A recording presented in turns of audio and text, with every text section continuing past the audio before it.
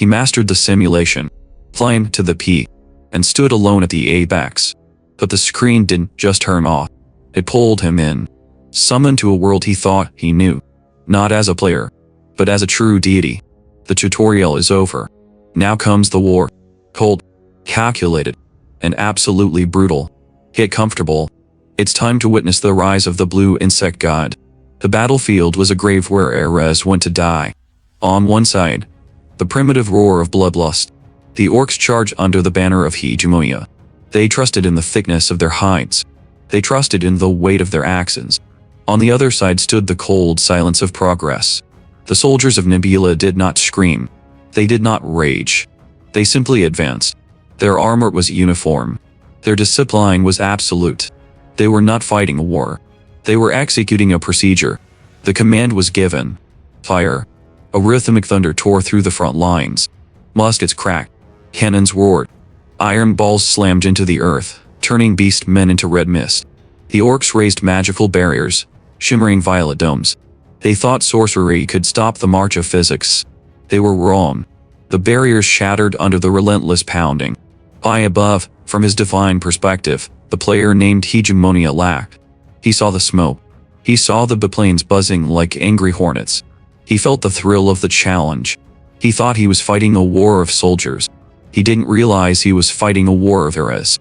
In a dark room, far from the mud, a young man sat in a gaming chair. The screen glowed with the cold blue light of a tactical map. A prompt hovered in his vision. Would you authorize a nuclear attack in the name of God Nebula? There was no hesitation. The click was silent. The result was deafening. It is. The missile ascended. A pillar of fire rising to meet the heavens. It arced through the atmosphere, shedding its casing to reveal the death within. Hegemonia saw it coming. He was the second-ranked player on the server. He knew what a nuclear device looked like. He mocked the attempt. Did Nebula really think a simple nuke would work on a god? Hegemonia unleashed his countermeasure. Interceptor missiles forged from pure fate. Golden lances of light streaked upward. They met the warhead in the upper atmosphere. The sky bloomed. A false sun born from the collision of science and sorcery. Hegemonia grinned. He had stopped it. He had neutralized the ultimate weapon of the technological age. He looked down at his rival, expecting fear. Instead, he saw calm. Nebula hadn't fired the missile to destroy the enemy. He fired it to make them look at the explosion. While Hegemonia's eyes were fixed on the fire, he failed to notice the silence of space. High above the clouds, beyond the reach of wind or magic, a satellite adjusted its trajectory. The Holy O. It released its payload. Not explosives. Not magic. Just simple, heavy rods of tungsten. They fell. Gravity took hold. The rods accelerated. They turned into streaks of burning light, screaming toward the earth. Weapons of kinetic energy. Mass times acceleration. There was no magic in the world that could argue with the fundamental laws of physics. Hegemonia saw them too late. The streaks of light were already tearing down toward the Imperial Palace. He tried to intervene. His spiritual avatar, a titan of green energy, reached up to catch the falling stars. He poured his divine power into a barrier. He tried to do the math on his own destruction. It is just a few tungsten rods, he thought. But the speed made them heavier than mountains. The impact was absolute. The rods punched through the avatar's hand like it was mist. They struck the ground with the force of meteors. The shockwave didn't destroy buildings. It erased them.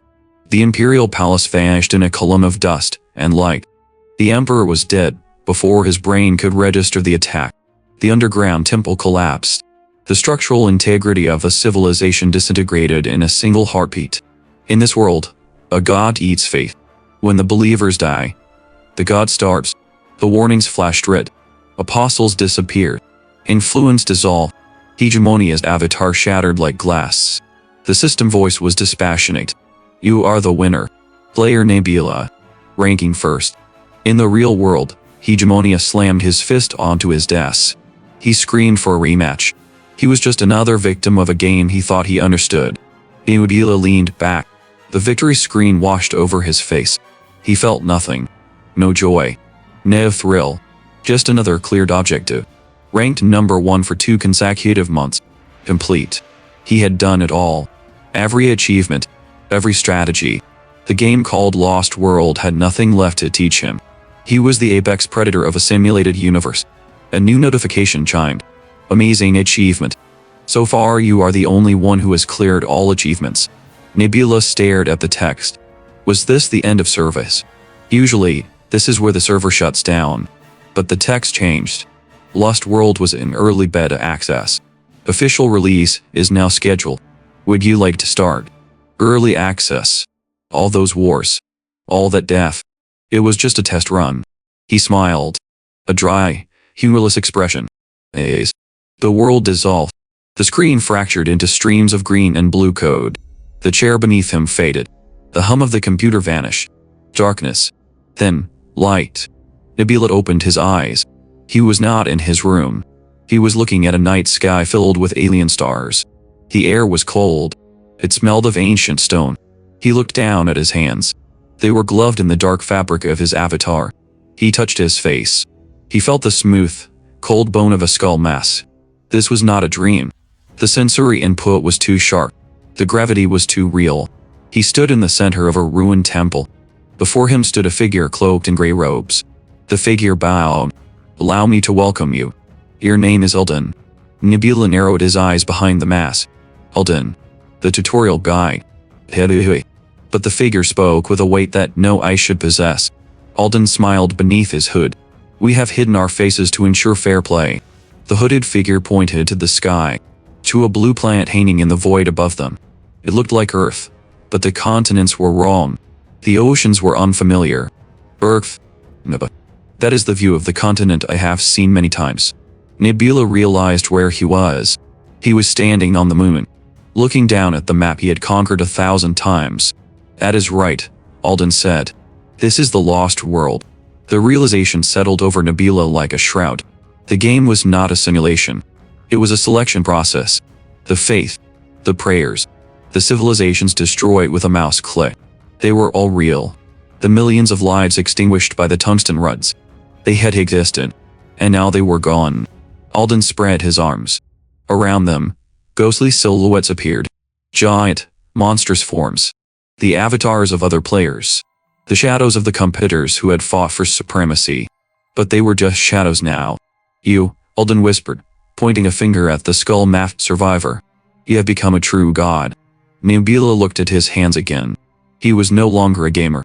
He was a deity in a land abandoned by the old gods. A shark dropped into a new ocean. He did not feel fear. He did not feel regret for the nuclear fire. He simply felt the familiar cold calculation of a new game beginning. He was ready to play. The mask of the administrator hung in the void. Pass. Unreadable. The lobby was gone. The entity named Alden peeled back the skin of the game. He revealed the grave truth of Avartan. It was a corpse of a planet.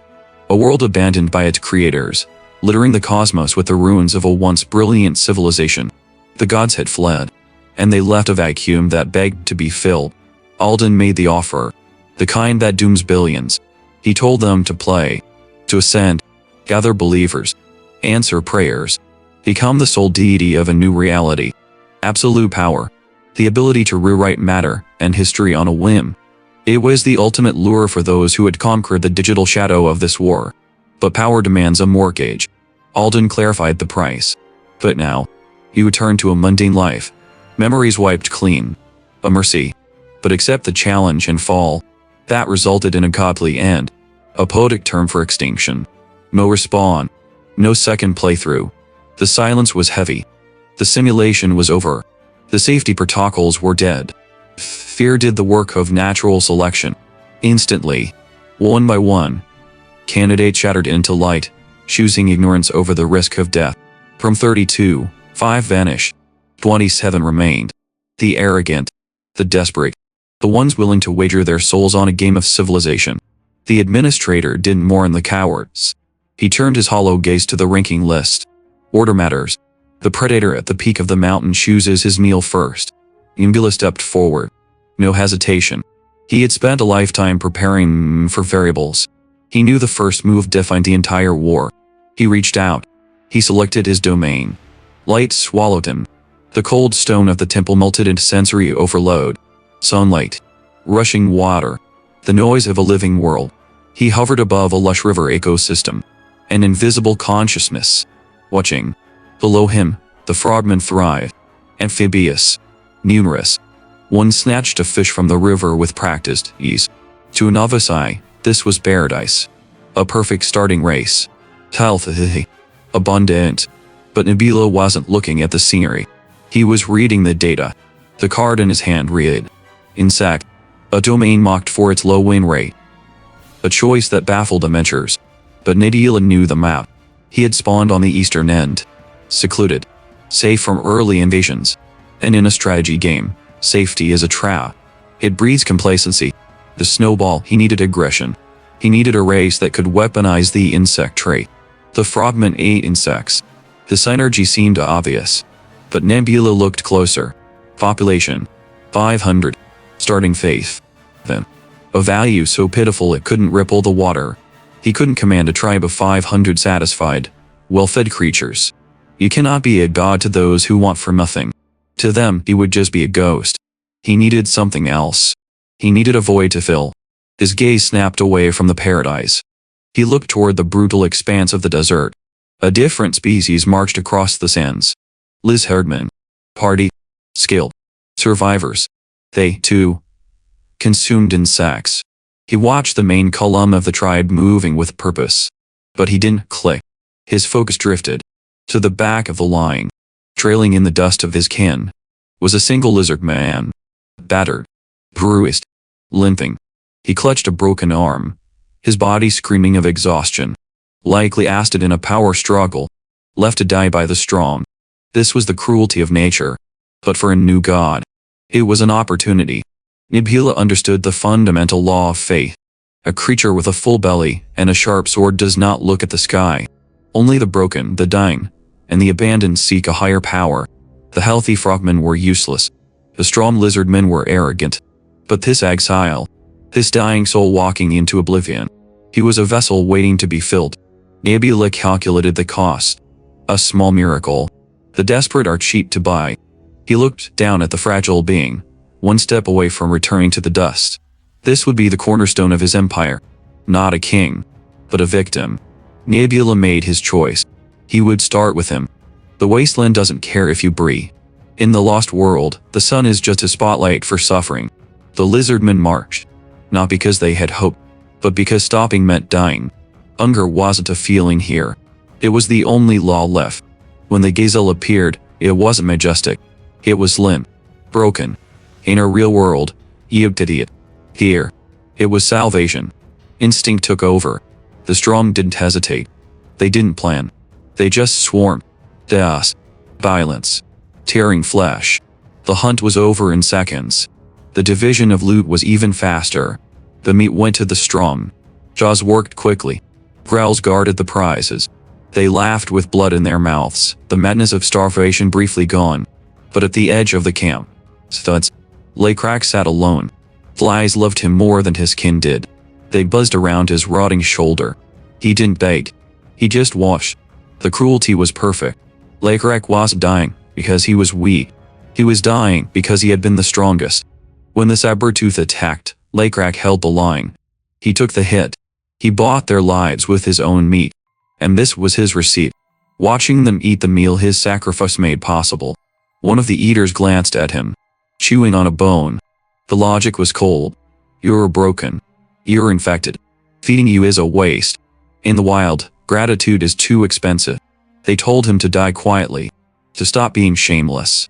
Laycrack said nothing. He curled up as the sun set, clutching his shoulder, waiting for the cold to take him. But he wasn't alone. High above the void, the player looked down at the board. Nabila didn't see a tragedy. He saw an asset. The healthy ones were full. They didn't need a god. But the exile, the broken one, he was empty. And gods need empty vessels to fill. Nabila made his move. No lightning. No angels. That's inefficient. He sent a guide. A blue butterfly cut through the deep night. Glowing. Then, Laycrack opened his eyes. A hallucination. Maybe. But he stood up. He followed the light away from the traitors. Into the silence. Through the rocks. There, it waited. Not gold. Not weapons. To a human, it was filth. To a starving lizard, it was a mountain of lie. Heedless. Thousands of them. A shifting black tower under the moonlight. A living feast provided by the system. Laycrack stared. Hunger killed his confusion. He grabbed a handful, crushed them into his mouth. Real, isn't it? Above, Nebula watched the unit labeled Laycrack. This was the test. A wild animal gorges itself. A beast hides the food to survive another day. A beast thinks only of its own belly. Laycrack stopped chewing. He looked at the mountain of food. Then he looked back at the camp, where the ones who scorned him slept. He began to gather the harvest.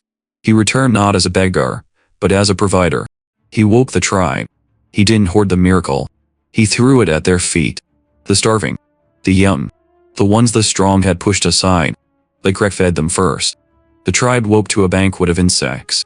They didn't ask questions. They just crunched, filling their bellies in disbelief. High above, the notification scrolled. Miracle confirmed. Nebula smiled behind his mask. Willpower lets you survive alone. But civilization needs a bender. Laycrack was qualified. The tribe looked at the food. Then at Laycrack. They didn't understand players or systems. They only knew that when they were starving, something had answered. They named it the Beetle God. Nebula took the title. It wasn't grand. But grandeur doesn't build empires. Believers do. The system locked it in. The Laycrack horde recognized the divinity. Nebula looked down at his first apostle. The lizard sat by the fire, eating scraps, his shoulder still rotting, but his eyes burning with a new light. The strong had eaten the gazelle, and remained animals. The weak ate the beetles, and became a people. From now on, this broken thing would be the foundation of a god. He would name them the Laycracks, and he would make sure they survived the long night. The desert is a place that does not forgive. Laycrack kept moving. His feet sank into the burning sand, but his mind was drifting. It is a thin line between divine guidance and heat stroke. He was walking that line. The landscape was a monotonous hell of brown and gray. He paused, shielded his eyes. He wondered if the madness had finally set in. But the hunger in his belly was real, and the vision had promised salvation. Then, the miracle happened. It wasn't a beam of light from the heavens. It was the sound of chittering beetles. Thousands of them. The tribe didn't care about dignity. Starvation makes you simple. They swarmed forward, snatching the insects from the sand, cheering for the meager scraps of protein. It was a feast for the desperate. But Laycrack looked ahead. The wind was shifting. Winter was coming. The beetles were streaming from the direction of the creeping cold. The tribe froze. To follow the food was to walk into the freezing winds. A lizard man cannot survive the cold. Their blood slows. Their hearts stop. They looked at Laycrack with fear. They wanted to turn back. Laycrack looked at his hands. He admitted the truth. He didn't know the purpose. He didn't know if they were walking toward life or death. He only knew he had to follow. That is the burden of the first believer. He walked blindly so the others can see. High above the mortal plane, Nebula watched a blue screen. He wasn't worried about their comfort. He was calculating their yield. He was broke. He lacked the faith points for direct intervention. The skill insect's sanctification was still locked. He needed them to suffer just a little longer. He needed their desperation to ripen into absolute trust. And then, the horizon broke. The barren rocks gave way to green. Trees. Water. A sheltered valley hiding inside the harsh geography. A sanctuary. The lizardmen stopped, mouths open. This wasn't a hallucination. The nameless beetle god had led them to an oasis. Doubt evaporated. A roar of triumph took its place. They shouted the name of their new deity. They cheered for survival. They cheered for Laycrack. In the void, the numbers shifted. The collective relief of the tribe surged upward as raw data. God level increased from 1 to 2. The sub-area level rose. The lock on the interface shattered. The skill was available. Nebula did not smile. This was simply the next phase of the operation. He reached out. Laycrack was pulled from reality. He stood in a space between worlds. Starlight and blue mist. The pain in his body was gone. Before him stood the entity. Float. Masked in the skull of a beast. Laycrack asked the question that haunted him. He wanted to know why. Nebula looked down at his chosen tool. The motive was simple. He needed a conduit. Become my priest. It wasn't a request. It was a transaction. Nebula extended a glowing hand. Bestow my will upon your kindred. If you believe in me, You will experience an unimaginable future. Lekrak reached out. He grasped the hand of the being that had fed them. A blessing, heavy and powerful, washed over him. When Lekrak opened his eyes, the starlight was dead. He was back in the oasis. The night air was cool against his skin. A firefly buzzed near his face, a small echo of the beetle god. He sat up. The sensation of that hand was still burning on his skin. He whispered the name. The nameless beetle god. But reality waits for no one. The next day, the tribe gathered. Survival was secure, but growth was impossible. Beetles keep you alive, but they don't make you strong. They needed meat. They needed to hunt the buffalo roaming the deeper wilderness. The tribe Pene. A buffalo is a titan of muscle and rage. To hunt it is to invite death. They argued. They refused to endanger the group. Lekrak stood up. He agreed. The risk was high. The weak must be protected. That is why he would go alone. The tribe looked at him like he had finally lost his mind. Solo hunting a buffalo is suicide. It is a mathematically impossible fight. They shouted his name. They begged him to be rational. Lekrak silenced them. He told them he was not being reckless. He told them he had received a blessing. He reached for the bandages on his shoulder. The shoulder that had been crushed. The wound that should have left him crippled. He ripped the cloth away. There was no rot. There was no scar. The flesh had knit together, covered in a layer of hard, black scales. It looked like the carapace of a beetle. The tribe stared in silence. He healed overnight. Lekrak flexed the arm. It felt heavy. It felt like it didn't belong to him. He admitted it was hard to believe. But a visual miracle isn't enough to convince the fearful to hunt. He needed to show them utility. He picked up a heavy wooden practice weapon. He didn't take a stance. He simply swung. He channeled the strength of the blessing into a single, downward strike. The wood blurred. It struck the solid earth with the force of a falling boulder. Crack. The ground split. Debris exploded outward. The wind from the impact whipped the faces of the terrified tribe. Lekrak stood in the dust. His breathing was steady. The weapon hadn't shattered, but the earth had yielded. The triad's eyes were wide. Their jaws slack. This wasn't just a healed shoulder. This was violence, refined and gifted by a higher power. They looked at Lekrak. They didn't see a leader struggling to survive anymore. They saw the avatar of a god who could crush the world. The wooden training sword did break, but the silence did. The tribe stared at the crater, at the destruction Lekrak had just carved into the earth. This wasn't recovery. This was evolution. They swarmed him, screaming praises, marveling at strength that could pulverize stone. They thought he had been hiding this power all along. Lekrak stayed silent. He looked at his hands. He could still feel the hum of the blessing. He knew the truth. This wasn't his strength. It was alone. A weapon placed in his palm by something beyond their understanding. He wasn't a chieftain anymore. He was a conduit. But the system doesn't allow for introspection. A shout shattered the moment. A scout pointing at the horizon. Dust rising against the harsh blue sky. Buffalo. Thundering across the plains. To a starving tribe, it was a miracle. Salvation on 4 legs. But Lekrak froze. His eyes narrowed. Years of survival in the wasteland screamed at him. Buffalo don't migrate here. Not now. The logic of the world was bending. And that was more terrifying than starvation. But a leader can't feed his people with skepticism. Lekrak buried his doubt. He gripped his spear. And he leaped. Nyampila's blessing took over. Supernatural agility. A predator descending from the heavens. The buffalo never saw him coming. He didn't need technique. He had raw, divine force. The impact was absolute. The beast's skull shattered. The massive creature crumpled into the dust, sliding to a dead hull. The herd scattered. The tribe erupted. They didn't care about ecological anomalies. They saw meat. They saw life. They cheered for Lekrak. And they cheered for the nameless entity they called the beetle god.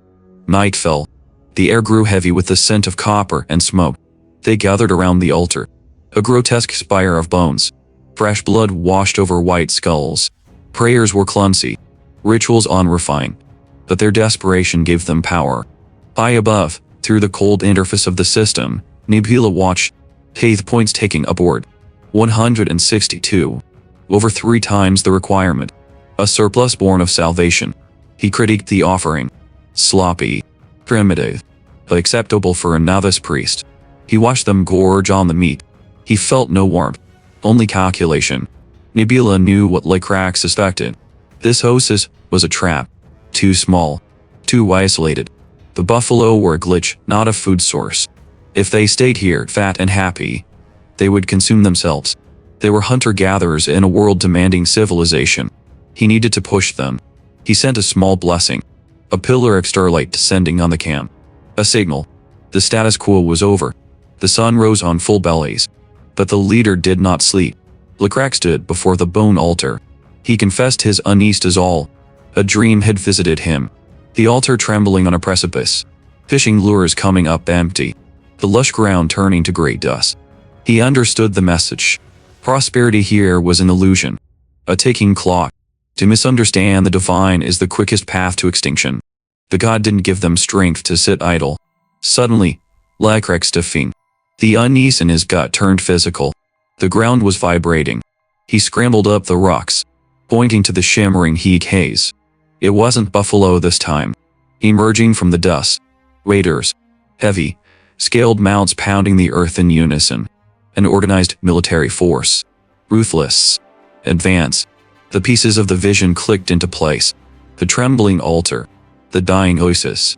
It wasn't a metaphor for starvation. It was a prophecy of violence. Lekrak watched the army approach. The altar had been shaking, because war was marching toward them. These were the agents of change. The ones who would drive them out of the garden and into reality. The tutorial was over. The true struggle for civilization had just begun. The dust settles. The threat takes shape. The blue leather trying. To the untrained eye, they look like nightmares. Monsters riding monsters. Scaled beasts that shake the earth with every step. Riders built of blue muscle and scarred high. They carry the heavy air of veterans. Survivors of the harsh wilderness. But Lekrak sees past the armor. He looks into their eyes. He sees the desperation of the homeless. Lekrak watches from the ridge. His mind dissects the situation. These aren't conquerors seeking glory. They are refugees. Entire families. Livestock. They are running from the same encroaching darkness that threatened the oasis. They aren't marching toward a destination. They are marching away from death. A young lizard man trembles beside him. He grips his spear until his knuckles turn white. Is this a punishment? He whispers. A test from God. Lekrak shakes his head. He watches the blue butterflies dancing in the air. The glowing markers of the nameless beetle god. Their god doesn't deal in petty malice. This isn't a test to see if they break. It is a mission. He turns to his kin. He doesn't want us to die. He wants us to consume. High above, Nebula watches through the interface. The skeleton-faced deity smiles. The math is perfect. He needs their numbers to unlock the next tier. He needs their knowledge to jumpstart the technology. But the apostle surprises him. Lekrak. Will stat. 14. In this game, that number means free will. Lekrak understood the assignment without a single command. Assimilation, not extermination. A rare unit that perfectly understands the player's intent. Nebula leans back on his throne. No need to micromanage this battle. He has a general who sees the grand design. On the dusty plains, the distance closes. The blue leather leader looks down from his massive mount. He sees a small lizard with a simple spear. He laughs. Noisy children. He claims the land by right of strength. He dismisses them as speed bumps.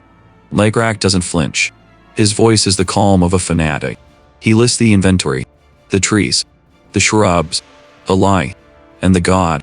They all belong to this land. The invader scoffs. Aimless beetle god. Barbaric. He gives them a choice. Leave or die. Lekrak makes his own offer. Leave now, and we won't attack. A lie. Or perhaps a mercy he knows they are too proud to take. The giant laughs harder. He points to his army. The rows of mounted killers behind him. Can you not count? Little lizard. The odds are overwhelming. But Lekrak isn't counting bodies. He is counting divine favor. He sighs. Not in fear, but in pity. He looks at the warlord and sees a lost lamb. One that needs to be forcibly dragged into the pen. Words have failed. He condemns the pointless violence that must follow. The blue leather leader roars. Too stupid to understand reality. He spurs his beast forward. Jaws gape wide. Intent on crushing the apostle in a single bite. He believes size dictates the winner. He is about to learn. In this new era, faith is the deadliest weapon of all. The tutorial is over. The first true war for civilization has begun. The warlord sat high on his mount, a beast of heavy scales and tearing teeth. Below him stood a small, desperate creature holding nothing but a wooden stick. To the blue leather leader, the outcome wasn't a question. It was biology. The strong eat the weak. Muscle outweighs hope. He screamed for Lekrak to die. He spurred the monster forward to crush the apostle of the nebula. The jaws snapped shut. The wooden spear shattered instantly. Pathetic. The warlord laughed. A sound of arrogant certainty. He called Lekrak a fool. He thought the battle was over before it began. He didn't understand the nature of his enemy. He wasn't fighting a lizard man. He was fighting a user interface. High above the dust and blood, in a realm of silence and blue light, Nebula watched. He didn't see a monster. He saw data. Notification. 2 civilizations have made contact. Opportunity. Experience points available. For a player who had already conquered the simulation, the choice was binary. Focus attention. Claim domain. He pressed the button marked yes. The air on the ground shifted. Heavy. Suffocating. The warlord was still mocking his victim when a star descended. Not a metaphor. Actual, crushing pressure. Lekrak's eyes ignited with a terrifying, calm blue light. The warlord ordered the kill. But when the dust settled, the insect was gone. Lekrak moved with a speed that defied his biology. Behind him hovered the avatar of Nebula, a skeletal mask of cold divinity. The enemy leader stammered. Confused. He couldn't comprehend how his attack missed. Nebula activated foresight. The interface stripped the enemies bare. The commander was negligible. Breeding level 2. The threat was the mount. The man undraged. Strength stat. 87. Lekrak could handle the rider. But the beast required an external variable. Nebula accessed his skill list. Title selected. Possessed. Reality warped around the small lizard man. The system injected a new stat into his blood. Divinity, rank T. In the logic of this world, that equals 200 attribute points. A number that breaks the natural curve of evolution. The Drake lunged, mouth gaping to swallow him whole. Lekrak didn't dodge. He raised one hand. Thud. Not the sound of tearing flesh. The sound of a mountain hitting an immovable object. The Drake stopped dead. Momentum killed instantly against the palm of the apostle. The warlord stared. His brain couldn't process the physics. Because Lekrak's strength wasn't normal. It was now 630. Aboard exhale. Lekrak gripped the harness. And pulled. The massive reptile lifted off the ground. Helpless. A ragdoll in the grip of a god. He slammed it into the earth. The shockwave cracked the dry soil. This wasn't a contest. It was an execution of authority. Silence took the battlefield. The blue leather tribesmen stood with their mouths open. They wanted to call it a trick, but their instincts knew better. This was a higher tier of existence. Lekrak stood over the broken warlord. The fight had lasted seconds. He asked one question into the silence. Who was next? No volunteers. Weapons fell to the dirt. The surrender was absolute. By nightfall, the tribes shared the same fires. Integration was swift. Survival is pragmatic. The defeated looked at their conquerors. They saw healthy scales. Strength. They listened to stories of the beetle god who guided them through the Hell's Gate. They realized the truth. This wasn't a defeat. It was a rescue. They had been wandering toward death.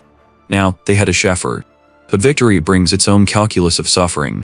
Lekrak sat apart from the celebration. His face grim. Population increase. 600%. The oasis would be dry in days. The land would become desolate. To stay was to starve. A subordinate approached. Asked if they would be okay. Lekrak looked at the offerings, the stars, and the hungry mouths. He knew the answer. He stood up. They would leave. Not into the unknown. They would follow the memories of the conquered. The god had spoken, not through a voice, but through the resource of a unified civilization. The migration continues. The empire's growing. And it is hungry. The brush didn't whisper. It snapped. Something hunger-shaped tore through the green. Scales. Claws. A drake. The lesser warriors. They broke. Screaming. Panicking. Assuming their master was dead meat. They forgot who led them. Lekrak didn't flinch. He didn't speak. He stepped inside the beast's guard. Violence met superior violence. He slammed the predator into the dirt. But he didn't kill it. The drake snarled, waiting for the steel. Instead, it got a root. A trade. The beast snapped at the offering. Tibber, not flesh. It was starving. And just like that, the hierarchy shifted. Manhwa. That was its name now. It wasn't a threat anymore. It was a dependent. Freedom traded for a full belly. Lecrack patted the snout. Domestication is just a polite word for ownership. The adrenaline faded. The camp settled into the night. Yuri, the blue-scaled wanderer, sat with the apostle. He ran a claw over Lecrack's knife. But ugly. I could forge something better, he said. If this wasteland had wood. Wood was gold out here. Lecrack corrected him. Coldly. We don't lack wood because we burn it. We found other fuel. The wanderer shut his mouth. This wasn't a tribe of savages scraping by. They were efficient. Yuri needed to prove his worth. He was an old soul. A drifter. He saw things the warriors missed. There is land, he whispered. Fertile land. Enough to feed everyone. But there was a catch. Others might live there. Other tribes. He expected fear. Lecrack just stared. If they are there, the warrior said, we remove them. Conflict wasn't a risk. It was just part of the process. Yuri pointed a claw upward. To Lecrack, the sky was just a ceiling. To Yuri, it was a map. The stars were a clock that never lied. A guide through the wastes. Lecrack preferred strength to starlight. But he nodded. Show me. The next night changed everything. Yuri watched the drake. Manhwa was asleep by the fire. Happy. Tamed. A predator turned into a pet. The wanderer looked over the cliff edge. Below, in the moonlight, a herd. Wild cattle. Massive. Strong. Walking steaks. Why hunt? Why bleed for a meal just to starve again tomorrow? If a drake could be bought, why not a herd? Lecrack looked down. He understood immediately. This was the next step. Stop taking from the land. Start owning it. The universe felt the shift. High above, invisible text burned into the air. A message for the god watching over them. Skill acquired. Livestock farming. The wandering was over. They wouldn't build this empire with a sword. They would build it with a fence. Human history is usually seen as a single river. But if you look closely at the archives, it splits. One stream flows toward the dirt. Farming. Binding men to the soil. Safe. Slow. The other flows toward the horizon. Livestock. Movement. War. Nebula sat on his throne in the void. The glowing screens of the system reflected in his eyes. He reviewed the data of the ancients. Humans liked rivers. They liked the stability of crops. But the species he had chosen for this world was not human. Lizardmen. Biological tanks. Terrifying adaptability. To tie them to a patch of dirt would be an insult to their blood. They were built to move. They were built to conquer. The decision was made. No plows. Only herds. But muscle and meat aren't enough to survive the coming eras. A civilization needs tools that don't shatter against bone. Nebula swiped his hand across the interface. Evolution was forced forward. For generations, the tribe had known only the sound of stone striking stone. That sound died today. Sparks flew in the darkness. The rhythmic clanging of hammers echoed through the settlement. Usually, a civilization bleeds for centuries to get here. Stone to bronze. Bronze to steel. Nebula skipped the line. The blades they forged were ugly. Primitive. Compared to the steel of future empires, they were brittle trash.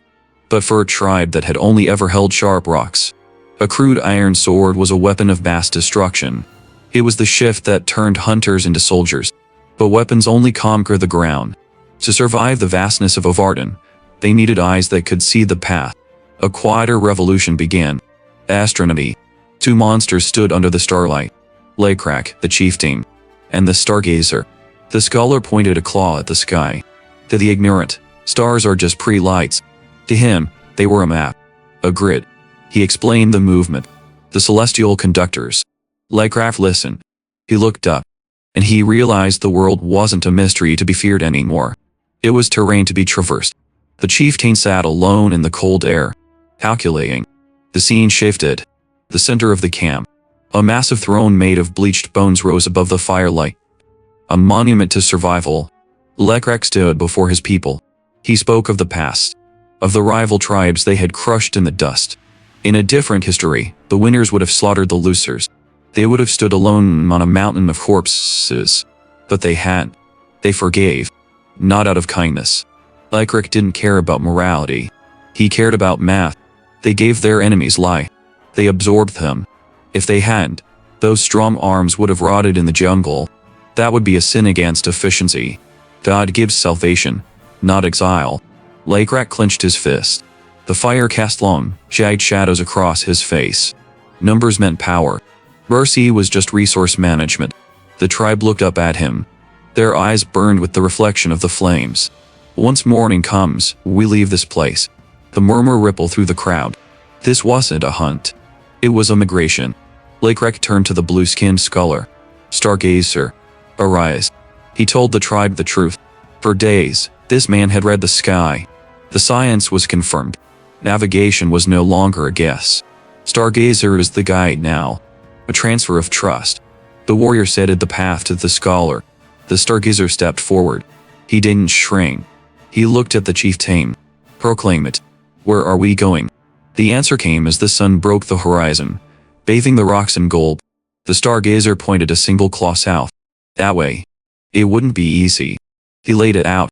10 days of marching. A rotten lake. 3 days of desolate mountains.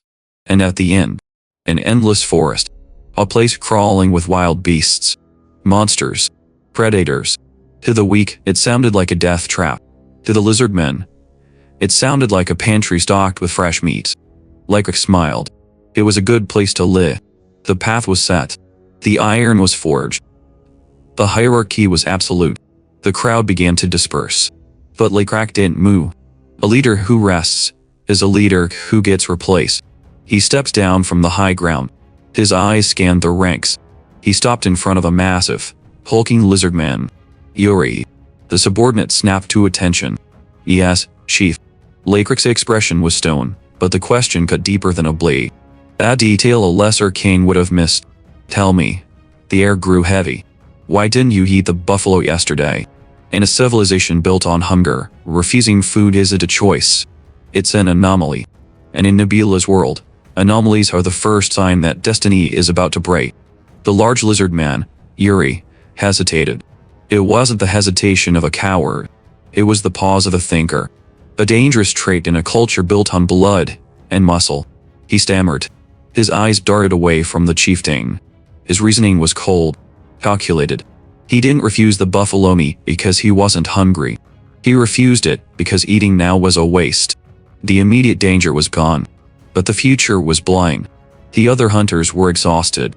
If they ate now, they would be full for a moment. But if they abstained, if they held the line, they could eat when starvation truly set in. It was a grim calculus.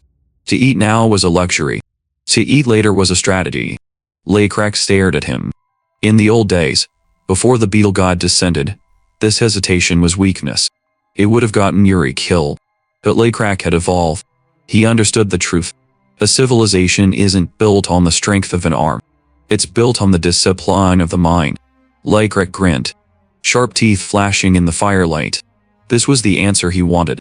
Yuri had prioritized the collective future over his own stomach. The chieftain declared a reward. The air shifted immediately. The atmosphere grew heavy, humid. The scent of ash filled the clearing. Then came the vibration. A divine resonance. From thin air, a weapon slammed into the dirt. Thud. The shaft vibrated from the impact. It wasn't a crude stone tool. It wasn't a sharpened stick. It was a spear tipped with cold, refined iron. The metal gleamed under the starlight. An alien material in a Stone Age world. The lizardmen gasped. They whispered, eyes wide with reverence. To them, iron wasn't metal. It was a miracle. Lekrak watched them. He knew how to harness this awe. He picked up the spear. Perfect balance. A tool of war gifted by a higher power. And he wasn't going to just give it away. He turned to the crowd. He announced that only those who had held back their appetites, only those with the foresight to suffer now for stability later, deserve this power. More lights flashed. More iron spears descended. The chosen warriors gripped their new weapons, postures straightening. They were no longer just hunters. They were becoming a standing army. Laycrack looked at Yuri again. The chieftain's mind was already moving to the next phase. He ordered the large lizard man to stand before him. He held up a skull mass, bone white, stark against the night. He placed it upon Yuri. This wasn't a costume change. The system that governed their world was rewriting Yuri's designation. He was no longer a simple tribesman. He was now a skeleton warrior. The mask settled. Yuri looked up, eyes shining through the hollow sockets of the bone. He felt the shift, a deepening bond with the divine, a tangible increase in his capacity for violence. Laycrack turned to his people, a sea of scales and new iron. He raised his voice, not a shout, but a commanding rumble. He told them to embody the nameless evil god. He promised them suffering. He promised a hard path. But he also promised that if they marched without fear, if they endured the hunger, they would find a future. They roared. The sound echoed off the cliffs, a declaration of intent. They began to march. High above, far removed from the dust and the sweat, Nebula sat upon his throne. He watched through the interface. His blue butterfly avatar fluttered near the marching column. Laycrack, down on the ground, paused. He looked at the butterfly. The chieftain lowered his head, a rare moment of vulnerability from the iron-willed leader. He apologized. He apologized for presuming to speak for the god, for calling the divine will his own. He begged for forgiveness. Nebula, watching the screen, leaned back. There was no need for an apology. In fact, if Laycrack hadn't taken the initiative, Nebula would have been disappointed. A god does not need puppets. He needs capable generals. The system windows floated before Nebula's eyes. The fruits of this interaction. Yuri's trust level jumped from 4 to 7. Warrior level up from 2 to 3. But the real prize was Laycrack. Leadership level doubled, 7 to 14. He had even gained a level in the priest class. Nebula smiled. The tutorial phase was over. His pieces were self-actualizing. The real game was about to begin. 3 days passed. The landscape died. The lush jungle was behind them. They trudged through a desolate canyon. The ground cracked and dry. The sun was a relentless hammer against their scales. The excitement of the iron spears had faded, replaced by the crushing reality of logistics. A lizard man named Manon stumbled, his breathing ragged. He collapsed against a rock, strength sapped by the heat. The tribe halted. Laycrack looked back. He saw the fatigue etched into every face. They were worn down. The resources they had saved were dwindling. The harsh terrain offered nothing. Laycrack called for a break. It was necessary. Even iron breaks if you bend it too far. He sat on a stone, his own stamina draining. He looked at Zal, the scholar. They had been traveling for 3 whole days. The lounge was tired. Food was running out. Laycrack looked at the sky. His expression hardened. He knew he couldn't rely on another miracle. A civilization that survived only on divine handouts would never truly grow. They had to solve this themselves. Suddenly, a shout cut through the heat haze. A scout sprinted back from the vanguard, pointing frantically ahead. Another species had appeared. Laycrack stood up. He gripped his spear. His fatigue vanished, replaced by the instinct of a predator. He looked where the scout pointed. In the distance, movement. Not beasts. Intelligent lie. Laycrack narrowed his eyes. He recognized them. Little skelly bastards. The march was over. The war for territory had begun. The dust cloud was a lie. It rose thick and choking, kicked up by the charging feet of the greenskins. They rushed forward with the wild, slobbering enthusiasm of predators who think they've found an easy meal. They lagged. A raucous, wet sound. Through the haze, they only saw a handful of lizardmen at the front. They assumed weakness. They assumed a slaughter. They didn't bother to look deeper. But reality has a nasty habit of correcting mistakes. The dust settled. The laughter died. It wasn't a skirmish line. It was an army. Laycrack's forces stood in absolute silence, a wall of scales and iron. The realization hit the orcs like a physical blow. They weren't charging into prey. They were running headfirst into a meat grinder. The reversal was instant. The orcs slammed on the brakes, skidding in the dirt. Their weapons lowered. The blood drained from their green faces. The arrogance of a moment ago evaporated into thin air. And they did what bullies always do when the victim turns out to be a wolf. They surrendered. It was pathetic. A display of absolute submission. They threw themselves to the ground, scraping their foreheads against the dried earth. They didn't offer gold or weapons. They offered bundles of dried roots and withered vegetables. They weren't begging for mercy in battle. They were begging for permission to run. "We didn't want your land," they stammered. "We're fleeing." Laikrek didn't lower his spear.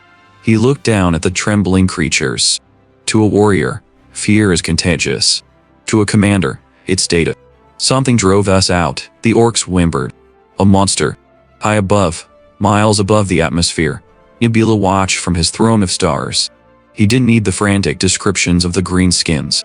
He shifted his gaze, piercing through the rock and soil of the distant hills.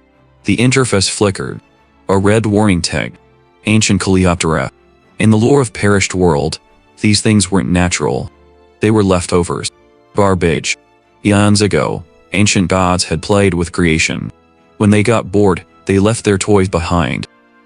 This was an abomination. A biological weapon that had been sleeping in the dark, letting its venom ferment for centuries. Level 9. Its shell was a fortress of chitin. Its mandibles were hydraulic crushers. It had curled itself around a stone ruin, nesting in the bones of a dead civilization. To the orcs, this was a god of death. To the world, it was a calamity. Back on the ground, the earth shuddered. The sleeping horror shifted in its nest miles away, but the tremor traveled through the bedrock. The orcs flinched, terror twisting their faces. "Run," they urged Laikrek. "Take your people and run." Laikrek stood firm. His face was stone, but his mind was running the numbers. He looked at the map in his head. To avoid the beast meant going around the mountain range. 8 days. 8 days of burning calories. 8 days of eating supplies they didn't have. If they ran, they starved. If they fought, they died. The leader of the lizardmen hesitated. It was a rare crack in his armor. How could he order his kin to march toward something that made the ground shake just by rolling over in its sleep? Nebula watched the hesitation. He stayed silent. A civilization doesn't grow if God swats every fly. This was the test. If they wanted to survive, they had to earn it.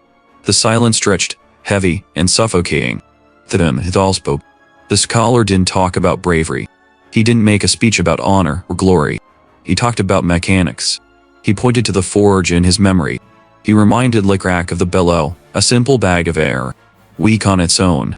But when compressed, it stoked to fire hot enough to melt steel. Efficiency. Leverage. Zol's eyes drifted up, not to the sky, but to the canyon walls. The towering cliffs. The jagged, unstable rocks teetering on the edge of the precipice. "We don't need to be stronger than the monster," Zol said, his voice cold and analytical. "We don't need to overpower it." He looked at the terrain. "We just need to be smarter." Laikrek followed the scholar's gaze. The hesitation vanished. The fear was replaced by the icy calculation of a general who just saw the winning move on the board. The mountain wasn't an obstacle. It was a weapon. They wouldn't detour. They wouldn't starve.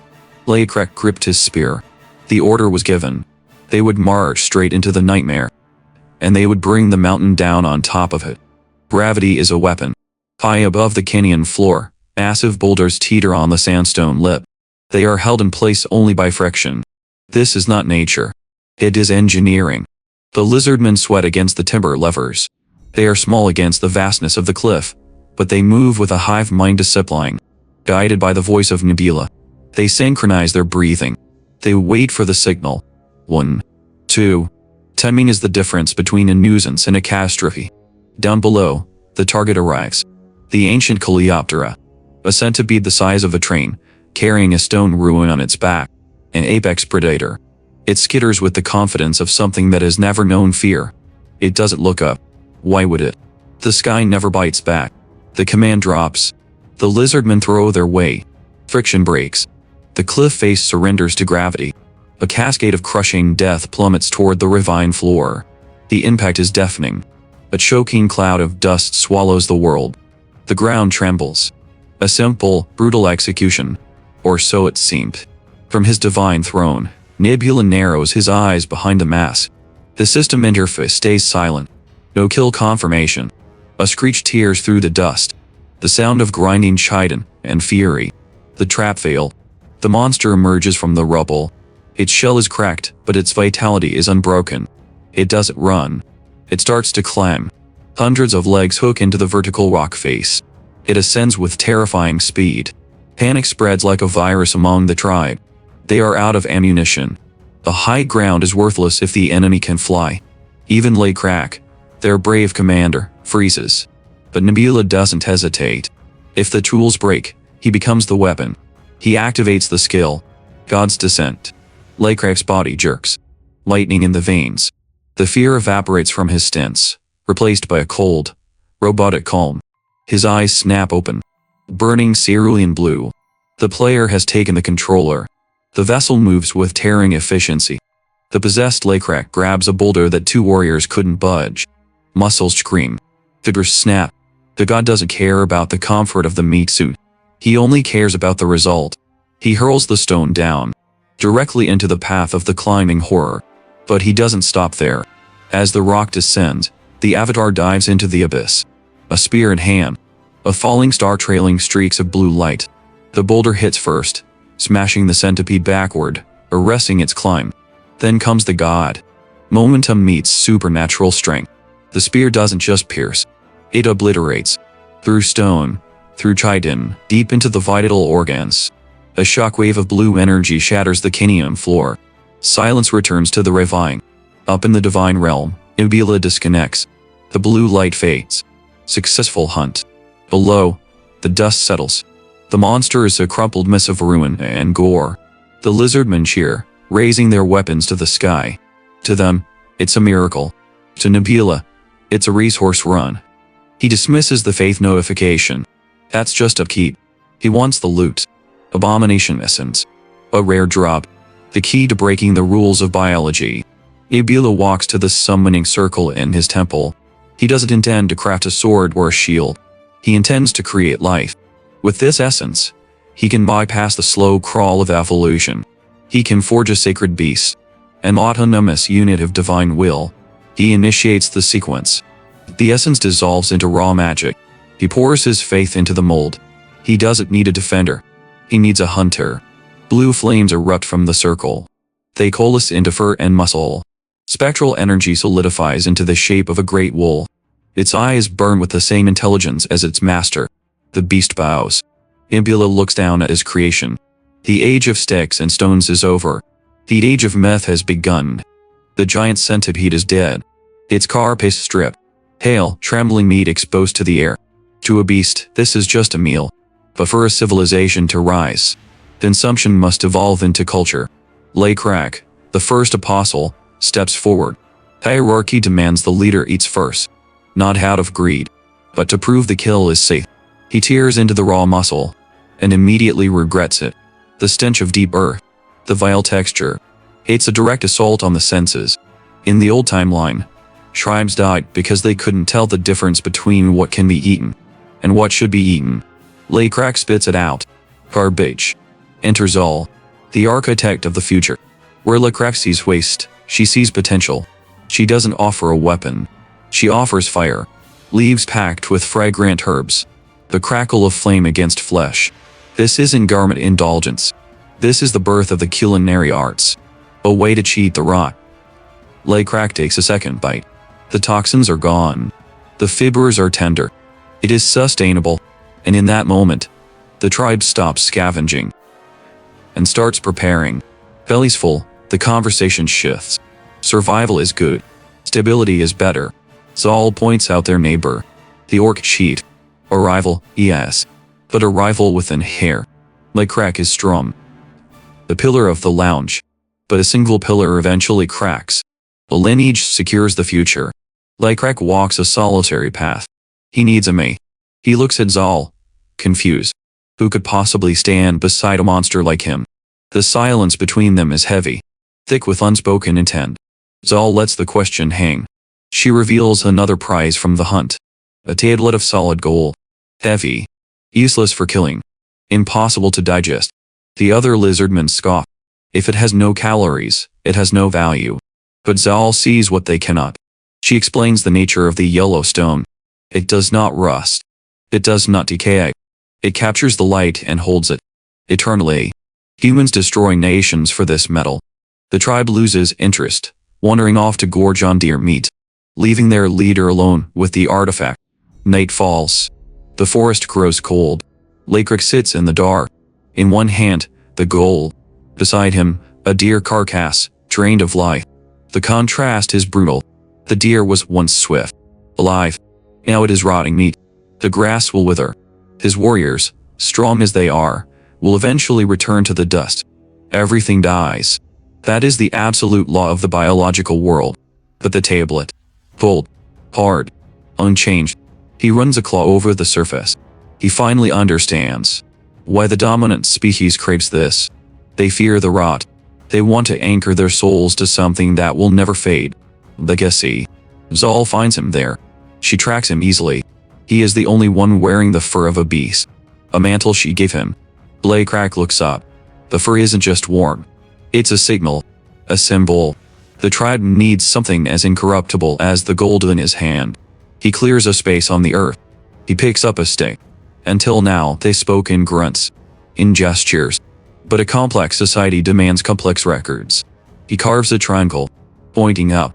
He points to himself, the male, the leader, the foundation.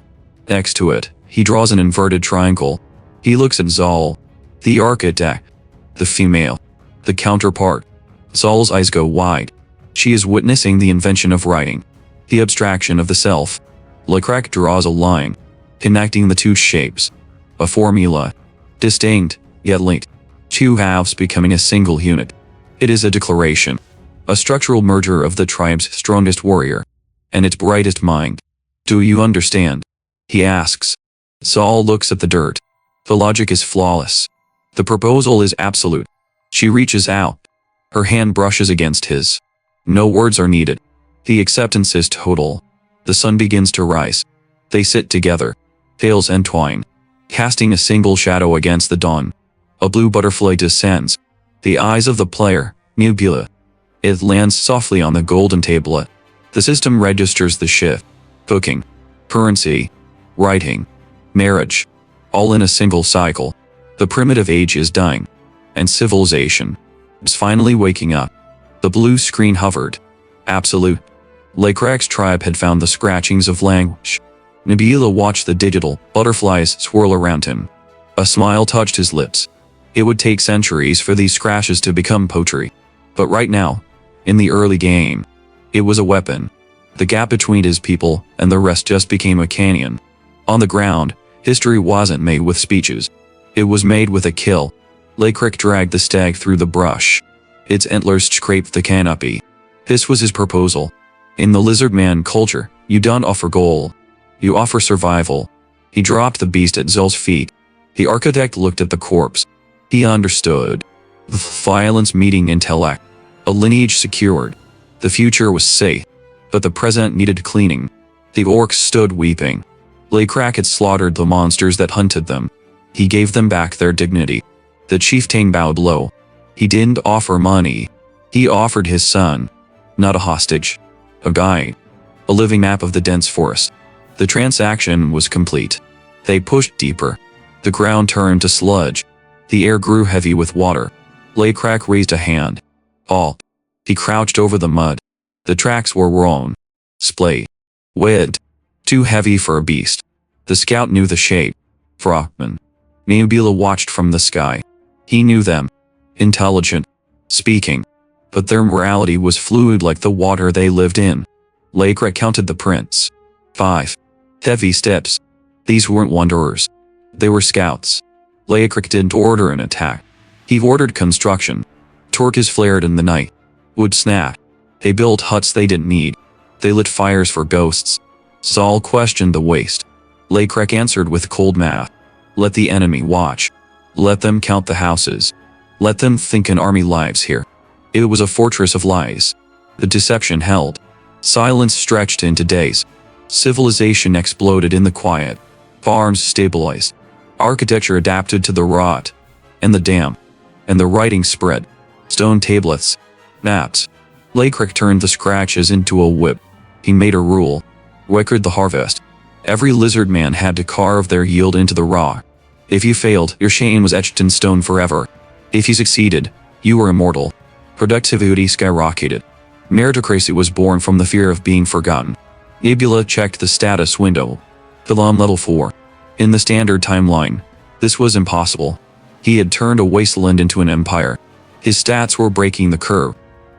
But Nebula knew the rhythm of this world. Peace is just the pause before the scream. He looked at the tree line. The crisis was already here. A scout burst through the brush. Breathless. They were coming.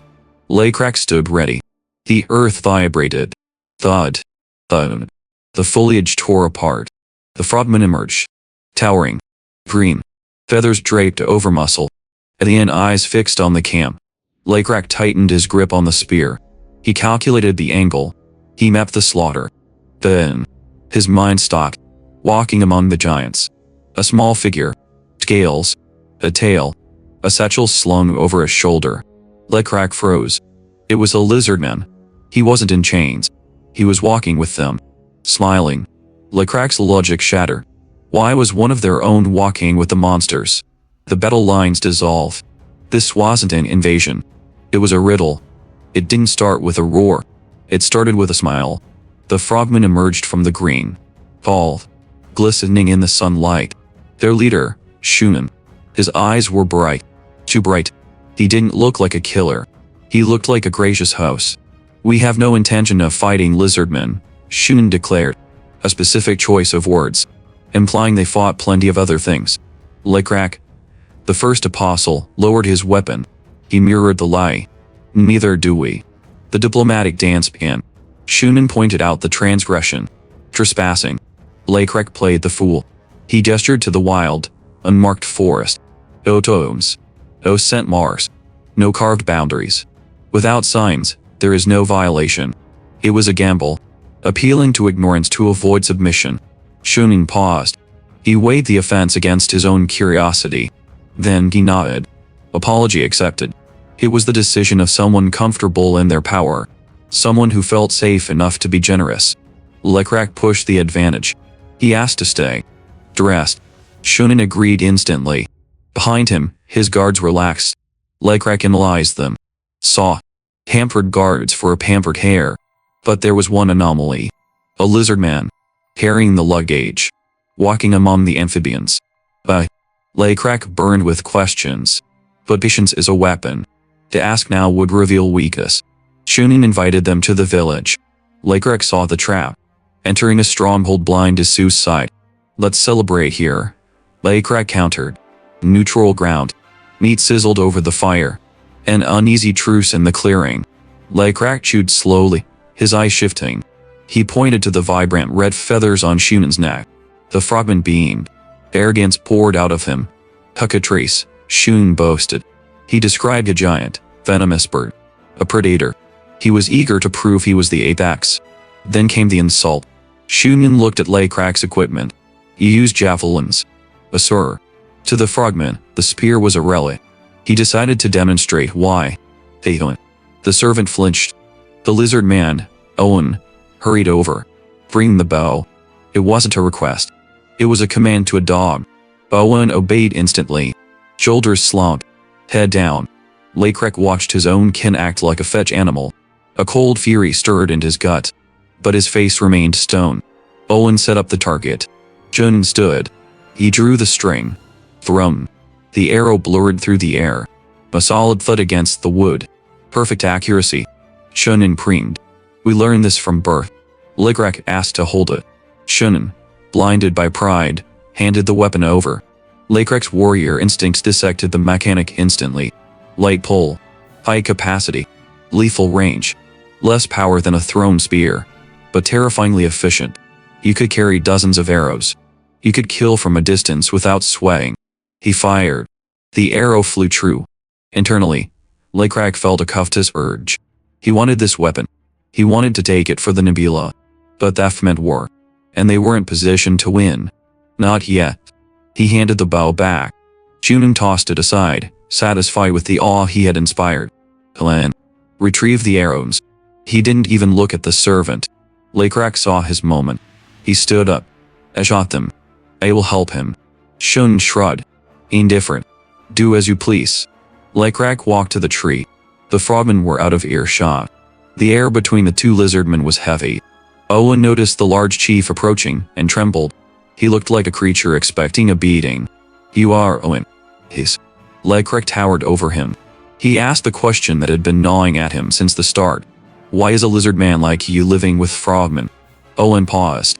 He gripped the arrow in his hand. He didn't look angry. He didn't look rebellious. He looked haunted. "Because we live in the same village," Owen whispered. "Together." "Wait." Lekrak pressed. Owen pulled the final arrow free. He looked up. And for the first time, a smile touched his face. It was a genuine, uncomplicated smile. It unsettled Lekrak more than fear ever could. "Because both races can help each other," Owen said. "Yes, that is exactly it. That is why we get along so nicely." Lekrak stared at the smile. He looked at the servant holding the arrows for his master. He heard the words "help each other." But he saw only submission. They had bought safety with slavery. Lekrak understood now. This wasn't just a diplomatic meeting. This was a glimpse into a future he would ensure his people never endured. The conversation began with a lie. It always does with fallen tribes. Under the dappled forest light, Owen sat with the posture of a creature that had long ago forgotten how to stand tall. He spoke of cooperation. He called it mutual aid. The frogmen provided protection. The lizardmen harvested fruit. To the uninitiated, it sounded reasonable. But Lekrak was not uninitiated. He looked at the smile plastered across Owen's face.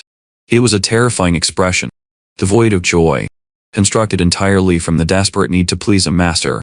When Owen claimed they got along nicely, Lekrak did not see a partner. He saw a broken tool. The peace in this forest was not coexistence. It was submission. Protection was just containment. Lekrak listened, his golden eyes narrowing. He realized that survival here was purchased with dignity. The master of this arrangement soon made his priorities clear. The frogman chief, a vibrant, bloated creature adorned in red petals. He feasted on the meat Lekrak's party provided with unchecked gluttony. He praised the flavor. He treated the diplomatic envoys as little more than a catering service. Lekrak, playing the long game, baited the hook. He asked if the chief had ever tasted water buffalo. The frogman's chewing slowed. He admitted he had only eaten aged meat. This was the opening. Lekrak revealed that his tribe possessed live water buffalo, a resource of immense value in a primitive world. Then, he named his price. He did not ask for gold. He did not ask for safety. He asked for bows. The atmosphere shifted instantly. The chief stopped chewing. To trade a luxury for a weapon is a dangerous game. His wide, bulbous eyes hardened. He declined. He claimed the exchange was not equal. But the truth was simpler. A tyrant does not arm his subjects. And he certainly does not arm a neighbor he intends to subjugate. The negotiation ended with a dismissal. The chief refused to visit Lekrak's village. Too far. Too many obstacles. The rejection seemed final. As the sun set, painting the sky in bruises of purple and blood orange, the illusion of civility shattered. The frogmen and their servants departed. Lekrak watched them go. His suspicions were confirmed. The relationship was rotting from the inside. Elsewhere, away from prying eyes, the reality of the rule demonstrated itself. Blunt violence. The moment they were in private, the chief struck Owen across the face. The sound of palm meeting scales echoed in the quiet evening. He accused Owen of conspiring to teach the savages archery. Owen cowered. He stammered a lie. He claimed he refused. He claimed he demanded payment. It was a pathetic defense. The chief kicked him into the dirt.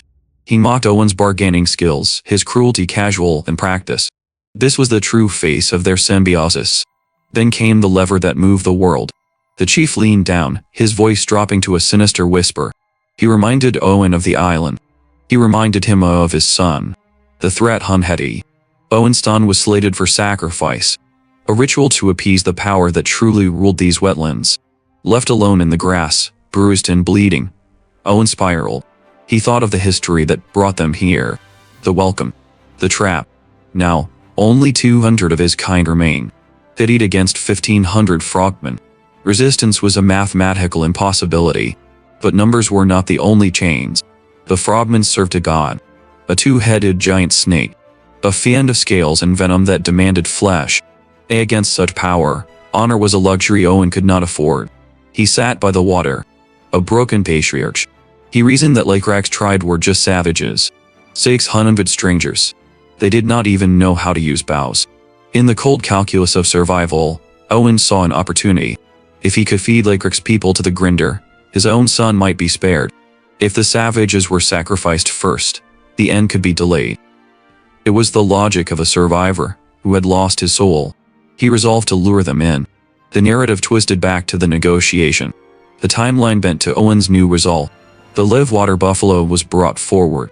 The frogman chief stared at it, breed warring with caution. Lakrak pressed the offer again. This beast for a bow. But this time, the dynamic had changed. Owen stepped in, wiping the blood from his past, wearing the mask of the loyal servant. He interrupted the trade. Wait, he said. He suggested that before weapons changed hands, the tribes should get to know each other. He suggested a tour. The frogman chief caught on immediately. His eyes gleamed. Is a tour. An invitation to see where 600 fresh sacrifices live. He offered a pound not as a trade, but as a potential gift. Pending the visit. Owen smiled at Lakrak. It was the same smile from before. The one that unsettled the soul. He framed it as friendship. But looking back from the future, where the ashes of this civilization had long since cooled, the truth was obvious. It was not an invitation to friendship. It was an invitation to a slaughter. Owen had made his choice. He would sell the location of the black-scaled tribe to save his son. The path to the village was now open. And with it, the war for the Nibila civilization had truly begun. The flight of an arrow is simple. It rises. It falls. And if the hand is steady, it kills. But back then, we were crude. Lakrak watched the shaft bury itself in the dirt. Disappointment carved into his face. The range was pathetic. The power was absent. We didn't know which tendons made the best strings. We didn't know how to build. We only knew that what we had was not enough. The black-scaled chief looked to the horizon. He could feel it. The fifth meeting. The frogmen. They smiled with wide, wet mouths. But their eyes remained dead. Lakrak was no fool. Kindness without cause is just a mask. He told his warriors to stay sharp. A wise order. Because in Avardan, peace is never a gift. It is a prelude to consumption. Miles away, the truth was being written in blood. Owen, the gray-skinned diplomat, gasped for air. A massive hand crushed his throat, lifting him like a rag doll. This was the reality of the swamp. The strong ate the weak. Oh boy, the muscle enjoyed the squeeze. But Shunim, the leader, he preferred to break minds. He intervened, playing the savior. He wiped the tears from Owen's face. Soft words, the oldest trick in the book. Terror and relief cycled fast, until the victim is grateful to the abuser. Shun spun a lie. He spoke of a sickness, a mucus that suffocates. He lied with the ease of a viper in murky water. The sacrifice had to be moved up. The elders were sick. The gods were angry. And unless Owen delivered the black-scaled tribe, his son would be the one bleeding on the altar. That was the breaking point. A father will burn the world to save his child. Shun knew it. He handed Owen the tool of betrayal. Herbs that created a white foam. A fake disease. The eater. To lure the victims in. Owen took it. He thanked the monster holding his son hostage. It was pathetic. But looking back, you can hate him. He was just a small stone caught in a landslide. The day of the trade arrived. The frogmen brought their goods. Not bows. Not weapons. Rocks. Heavy, useless stones. Herbs for itching. It was an insult. Lakrak stared at the garbage. This wasn't a trade. It was a stalling tactic. Shunin psyched, acting the disappointed merchant. He spoke of trust. He claimed weapons were too dangerous to trade without faith. It was the cue. Owen stepped forward, his face a mask of panic. He asked for a private audience with Lakrak. He invoked the name of friendship. Shunin watched them walk away, a smirk hidden beneath his calm. He thought he had won. He believed the gray lizard was leading the black lizard to the slaughter. Owen led Lakrak into the quiet of the woods. He began his script. He spoke of brotherly rituals, of shared secrets. He tried to sell the lie that would doom us all. But the gods of Avardan are not distant observers. They are players. As Owen prepared to deliver the poison, a single blue butterfly descended. Silent. Beautiful. Completely out of place. It landed softly on Owen's shoulder. Lakrak stopped. His eyes locked onto the insect. He felt it. The gaze of Nabila. The air shifted. The pressure was unmistakable to those who serve the true civilization. The lie Owen was about to speak died in his throat. The presence of the divine made the truth inevitable. Owen looked at the butterfly. Then at Lakrak. The script crumbled. The fear of the frogman was eclipsed by a greater shadow. He looked up. The weight of his sins heavy on his tongue. I will tell you absolutely everything. The trap had been set, but the hunter had unknowingly stepped into the den of a much larger predator. The butterfly fluttered its wings. A silent signal. The game had changed. The frogman chief sat on a throne of mud, convinced it was gold. Shunan looked at the single bow they had traded for, and laughed. He called it a victory. He mocked the lizardman for giving up such a weapon for a simple tour. In his arrogance, he spilled everything. 300 villagers. 30 warriors. The exact location of his people. He thought he was exploiting simple savages. He didn't realize he was giving an intelligence briefing to the scouts of a god. He turned his eyes to Owen. He praised the traitor with words that cost nothing. When Owen trembled and asked for the only thing that mattered, the safety of his son, "Oh boy," Shunan smiled. He promised the boy would be safe. It was a lie. Owen knew it. The promise was as hollow as the chief's honor. Owen sat by the water. The sun was setting on a tribe with no future. His mind drifted back to the beach. To the moment the world broke open. Lakrak had drawn lines in the sand. He called them layers. He explained that scratches in the dirt could hold meaning. A concept the frogmen couldn't grasp. A shade for a house. A shade for food. Two crossed lines for refusal. A hooked line for a lie. And when the marks were combined, the refusal of the lie created the truth. It was a simple lesson, but it shattered Owen's reality. The lizardmen had a mechanism to record the world, to bind thought to the earth. The frogmen had only their tongues and their deceit. Lakrak had looked at him then, not with pity, but with cold calculation. He didn't trust Owen's words. Words could be twisted, but Lakrak recognized pain. He saw the difference between a predator and prey. He saw that Owen wasn't a hunter, but a victim looking for a way to breathe. That recognition was the seed. An alliance built not on friendship, but on the shared acknowledgement of suffering. Back in the present, the realization hit Owen like a stone. The frogmen were stagnant. They believed their bows made them gods, but they had no discipline, no armor, no written word. Owen picked up a stick. He was done bargaining. He became the architect of their downfall. He began to carve into the dirt.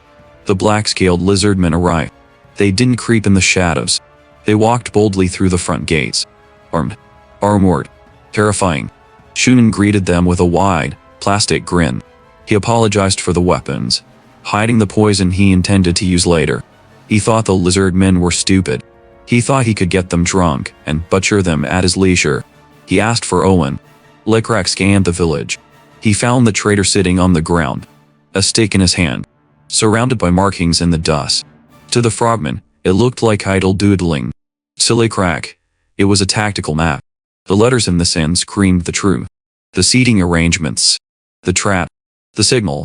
Lakrak approached the spot. He confirmed the message. The prey had lined themselves up for the slaughter. He spoke one name. Yuri. The response was immediate. No battle cry. No dramatic speech. Just the wet sound of heavy iron crushing bone. The lizardmen moved with a violence that had been disciplined by the nebula. They struck before the first cup of wine could be poured. Shunman's grin vanished as a mace pulverized the guard standing next to him. The frogmen panicked. They had relied on range on their bows. Now they were in a kill box. They reached for weapons that were useless at close range. They died confused, staring at the guests they had planned to betray. A dying guard looked at Owen. He realized the depth of the deception too late. Owen didn't look away. He had chosen his side. He chose the side that could write the word for truth in the sand. The massacre was swift. The area was cleared in moments. The lizardmen stood amidst the broken bodies, breathing steady. 0 casualties. But the leader, Shunan, had fled in the chaos. Lakrak knew the night wasn't over. The frogmen still had archers. The only variable that could hurt his heavy infantry. But the first phase was complete. The illusion of power was broken. Lakrak turned to Owen. The traitor stood in the ruin of his former life. The blood of his oppressors stained the ground. He looked small next to the armored hulks. But he was no longer trembling. The crack called his name. There was more work to be done. The survivor of the old world had to help build the new one, and the foundation would be laid upon the total annihilation of the enemy. The time for bargaining was over. Now, it was time to hunt. Shunmin stands tall among his warriors, chest puffed out, the fragile confidence of a leader who has never seen a true extinction event. He barks orders with the voice of the old world. Use the slaves as fodder. Hold the line. Let the archers rain death from behind. It's the standard tactic. He assumes the enemy will break against a wall of meat. He doesn't know his fighting superior engineering. The command falls. The air hisses. Arrows fly, tips glistening with the lethal secretions of poisonous frogs. The weapon that kept the frogmen at the top of the food chain. Shunmin sneers. He waits for the screams. He waits for the convulsions. Wood meets wood. The lizardmen don't scatter. They don't panic. They raise reinforced shields in perfect unison.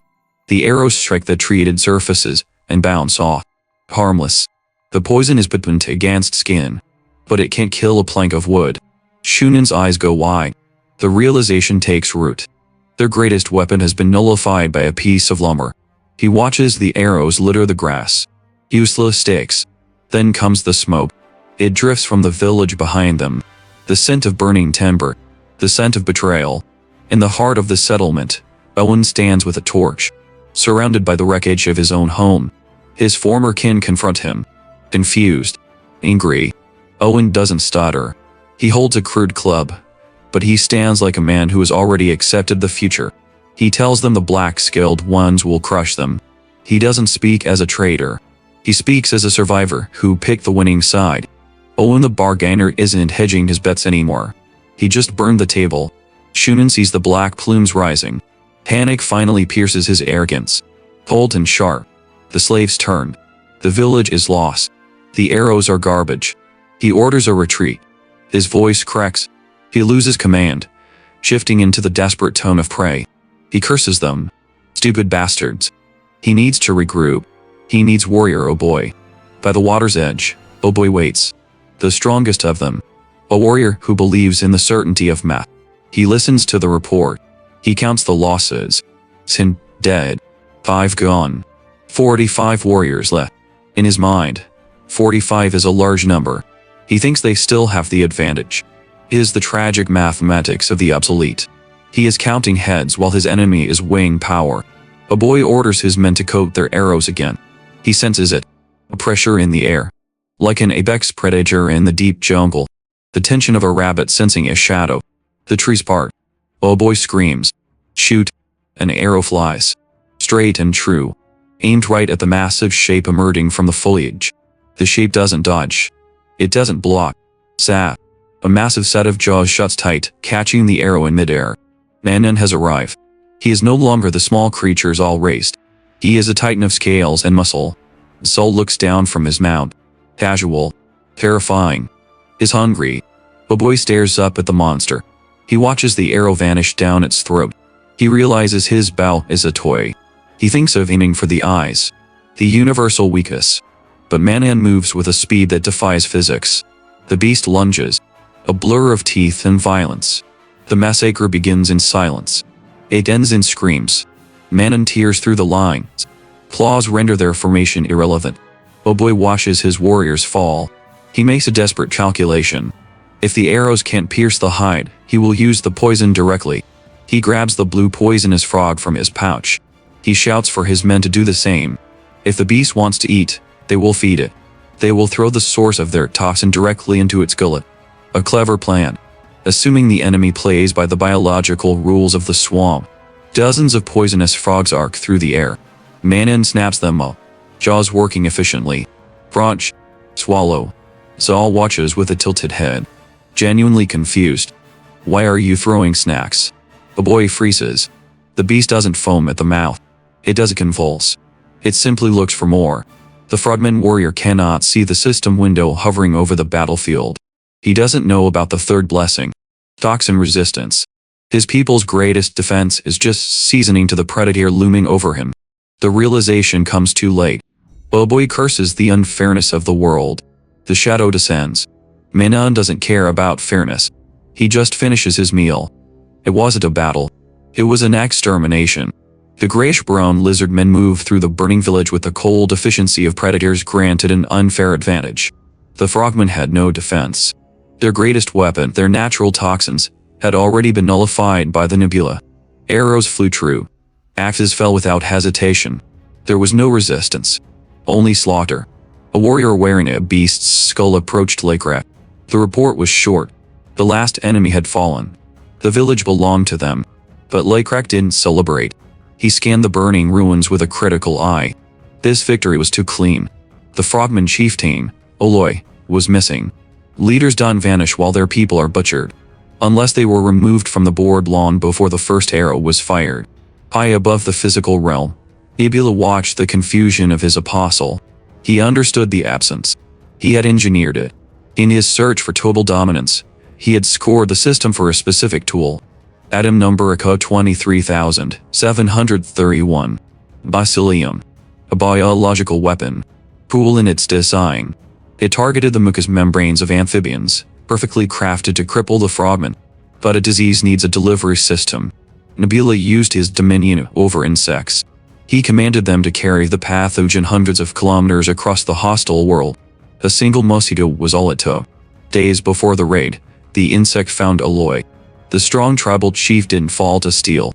He collapsed from a fever he couldn't fight. His disappearance wasn't cowardice. It was a calculated biological strike by God playing to win. Desperation drives mortals to madness. Rotting from the inside, Oloi had abandoned his village. He fled to a remote island, surrounded by drums and frantic prayers, begging a two-headed beast for a cure that didn't exist. Back on the shore, the grim reality surfaced. Lakrak found one of his warriors, Owen, weeping by the water. He wasn't crying for the dead enemies. He was crying for the consequences of his own silence. Owen confessed. The frogmen hadn't just fled. They had taken captives. The children of the lizardmen had been dragged to the island in the center of the lake. They were fuel for a ritual. Owen trembled. He spoke of the island with terror. The frogmen claimed a god lived there. A being powerful enough to wipe the lizardmen from existence. Lakrak looked at his subordinate. He offered no comfort. He drove his fist into Owen's face. The blow sent the weeping warrior to the dirt. Lakrak screamed at him. Not because of the fear, but because of the wasted time. If Owen had spoken sooner, they could have moved. If he had trusted their strength, the plan would have changed. Lakrak spat on the ground. He didn't care about the false god of the crude frogs. They would crush it with their own hands. But as Owen wiped the blood from his snout, the tactical reality set in. They couldn't swim. The frogmen had archers positioned to slaughter anyone in the water, and Owen's son was next in line for the knife. On the island, the ritual reached its peak. Oloi, his body ravaged by fungus, held the children hostage. He screamed to the lake. He offered them to the two-headed fiend. And the water churned. Belief, however misguided as power. The two-headed snake rose from the depths. An apex predator that ruled these waters unchallenged. It answered the call of blood. Lakrak and his squad froze. The first apostle assessed the threat instantly. This wasn't a giant beetle. This was a monster. And they had lost their terrain advantage. No trees to hide in. No traps to lay. Just open water, and a beast that demanded a heavy price. A sacrifice seemed inevitable. But the calculations of mortals rarely account for the intervention of the divine. A sudden stillness fell over the shore. A blue butterfly, glowing with unnatural light, fluttered past Lakrak's face. It didn't belong in this silence. It was a marker. Lakrak's eyes went wide. He knew the sign. He turned to Owen, his voice dropping to a terrifying whisper. Do you believe in miracles? Behind the lizardmen, the air warped. The moonlight was blocked out. Not by clouds, but by a silhouette that towered over the trees. Nebula had decided to balance the scales. A colossal praying mantis rose from the forest floor. A monster of chitin and blades. The answer to the two-headed snake. The true god had arrived to settle the dispute of who really owned this world. The priest of the frogmen raises his webbed hands. Prayers clawing at the night sky. He thinks he has been answered. The two-headed snake looms over the clearing. A beast they worship as a god. A monster to everyone else. The priest offers the bound black lizardmen a meal. A desperate transaction. Blood for safety. Eat them and spare use. But the serpent doesn't strike. It freezes. instinct screaming louder than prayers. The priest looks up, confused. He sees the shadow first, then the reality. Behind the frozen snake, the real apex predator has risen. Suratis, a creature born from calculation. Biology fused with divinity. Something that shouldn't exist yet. The frogmen stare at the towering mantis. Eyes bulging. Terror transcending fear. They call the snake a god. But only a true god could make a monster look this small. From the interface, the nebula looks down. No miracle here. Just math. Divinity level. Accumulated faith. Abomination essence. While other players struggle with sticks and stones, he just birthed a nightmare. Sratis shrieks. Grinding chitin. Bumger. The two-headed snake hisses. Level 4 against level 11. In the brutal arithmetic of this world, that is not a fight. It is an execution. The mantis strikes. Scythes moving faster than moonlight. Scales that terrorize the swamp part like wet paper. The frogmen shatter, scrambling over each other. Their invincible deity is being dismantled. Sraz pins the beast. The snake thrashes. Useless. The mantis leans in. A telepathic grasp echoes in their minds. A promise to end the suffering. One vertical strike. Done.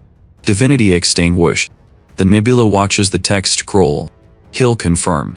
Essence acquired. Then, the loot drop. Phenom. Boshan. He frowns. Deep in the swamp, Boshan attributes are suboptimal. Bad luck. But he doesn't discard it. In the long game, nothing is useless. It's just waiting for the right era. On the ground, the war is over. Or so the frogmen think. They flee to their boats, casting off into the dark water. Trembling. They realize the truth. They stopped training. They stopped fighting. They relied on the beast. Without it, they are nothing. Trez bows to the sky. Dismissed. The monster vanishes into the ether. Silence returns. Heavy with the smell of blood and ozone. Then, movement. Laycrack pulls himself up. Body battered. Scales torn. But the eyes are clear. He watches the retreat. He doesn't look like a survivor. He looks like a general surveying a broken enemy. He turns to the others. Exhausted. Barely standing. Laycrack speaks. Low. Demanding. He points out the fatal error. The frogmen are heading for the upper village. That leaves their home island empty. The nebula provided the miracle. Now, Laycrack will provide the victory. We swim. He wants it total. Absolute. He asks for volunteers. Hesitation. Then, an older lizard man steps forward, clutching his chest, laughing nervously. He lies about his stamina. Then others join. Not warriors. Captives. The elderly. Civilians bound for slaughter. Picking up discarded clubs. Laycrack looks at them. You are not warriors. Your bodies are weak. One captive corrects him. He admits he was once a fighter. He states the hard truth of their new reality. Warriors aren't the only ones capable of killing. He confesses. They killed frogmen civilians in the chaos. It wasn't honorable. But as they fought, their hearts burned. The memory of capture. The humiliation. It ignited something. They are angry. They are grieving. Lost children. Dead companions. The tears in the lizard man's eyes aren't sadness. They are rage demanding an outlet. I need to kill them all. Laycrack looks at his people. He doesn't see weakness anymore. He sees the same fire that drives him. He validates the hate. He tells them they have the right to burn. He raises his voice. A rallying cry cutting through the night. The captains roar back. Turks lift into the air. No longer victims waiting for a god to save them. An army forged in trauma. Marching to finish what their deity started. Above, the nebula watches. Silent. Approving. The scales have been balanced. Now, they will be tipped. Sunlight filtered through the canopy. The sharp twang of a bowstring. And a voice. Patronizing. Arrogant. A teacher lecturing a student he viewed as a pet. Shunan, the frogman warrior, flashed a wide, amphibious smile. He praised Laycrack's aim. But it wasn't the praise of an equal. It was the amusement of a master watching a primitive novelty. Static targets are easy, Shunan lectured. True skill is hitting the living. The moving. He advised Laycrack to immobilize the prey first, then finish it. He spoke of friendship. He promised to teach the secrets of bowcraft. Later, when the lizard man was ready, Laycrack held onto that memory. He treated it like a weapon, because beneath the surface of the lake, the world had changed. The water was cold, silent. In the murky depths, eyes glowed.